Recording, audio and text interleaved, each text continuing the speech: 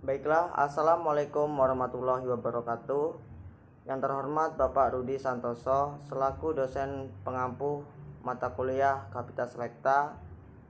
Di sini saya selaku moderator dari kelompok 7 ingin mempresentasikan hasil kerja kelompok kami yang beranggotakan dengan saya Hermawan, NPM 1921020100, Hafizuddin Bintara, NPM 1921020095, dan Ilham Abdullah 1921020107, dan Ibnu Ridho Mutakim 1921020101. Baiklah, makalah dari kelompok 7 yang berjudul Hak Asasi Manusia atau HAM. HAM adalah hak-hak dasar yang dimiliki manusia sesuai dengan kodratnya.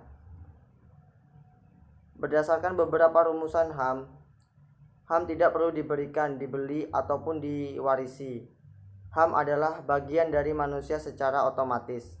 HAM berlaku untuk semua orang tanpa memandang jenis kelamin, ras, agama, etis, dan pandangan politik atau asal-usul bangsa sosial. Generasi pertama berpendapat bahwa pemikiran HAM hanya berpusat pada bidang hukum dan politik. Fokus kepemikiran HAM generasi pertama pada bidang hukum dan politik disebabkan oleh dampak dan situasi Perang Dunia Kedua. Generasi kedua pemikiran HAM tidak saja menuntut hak yuridis, melainkan juga hak-hak sosial, ekonomi, politik, dan budaya. Generasi ketiga sebagai reaksi pemikiran HAM generasi ketiga menjanjikan adanya kesatuan antara hak ekonomi, sosial, dan budaya, politik, dan hukum dalam suatu keranjang yang disebut dengan hak-hak melaksanakan pembangunan. Dalam HAM dalam tinjauan Islam, adanya ajaran tentang HAM dalam Islam menunjukkan bahwa Islam sebagai agama telah menetapkan manusia sebagai makhluk terhormat dan mulia. Oleh karena itu, perlindungan dan penghormatan terhadap manusia merupakan tuntutan ajaran itu sendiri yang wajib dilaksanakan oleh umatnya terhadap suatu manusia tanpa terkecuali.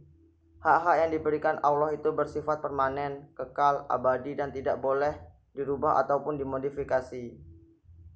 Dalam Islam terdapat dua konsep tentang hak, yakni hak manusia, hak atau hak insan, dan hak Allah. Setiap hak itu saling melandasi satu sama lain.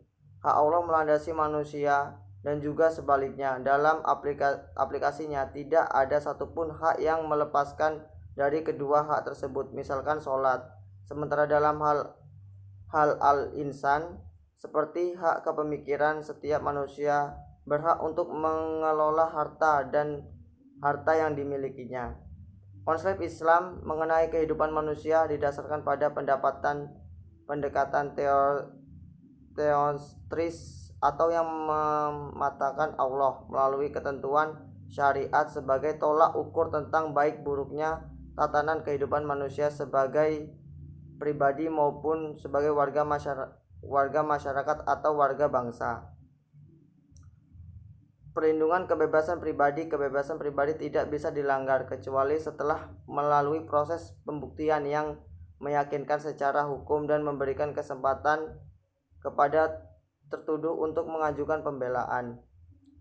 Pelanggaran HAM adalah setiap perbuatan seseorang atau kelompok orang termasuk aparat negara, baik disengaja ataupun tidak disengaja, atau kelalaian secara hukum, mengurangi, menghalangi, membatasi, dan mencabut HAM seseorang atau kelompok orang yang dijamin oleh undang-undang ini, dan tidak mendapatkan atau dikhawatirkan tidak memperoleh penyelesaian hukum yang berlaku. Undang-Undang Nomor 26 Tahun 2000 tentang Pengadilan HAM.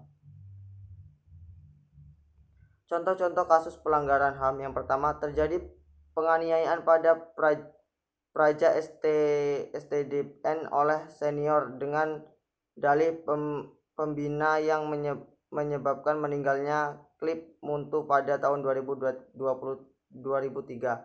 Para pandangan yang berjualan dan tutor merupakan pelanggaran HAM terhadap para pejalan kaki, sehingga menyebabkan para pejalan kaki berjalan di pinggir jalan sehingga sangat rentan terjadi kecelakaan. Baiklah, demikian presentasi dari kelompok kami. Saya akhiri. Wassalamualaikum warahmatullahi wabarakatuh.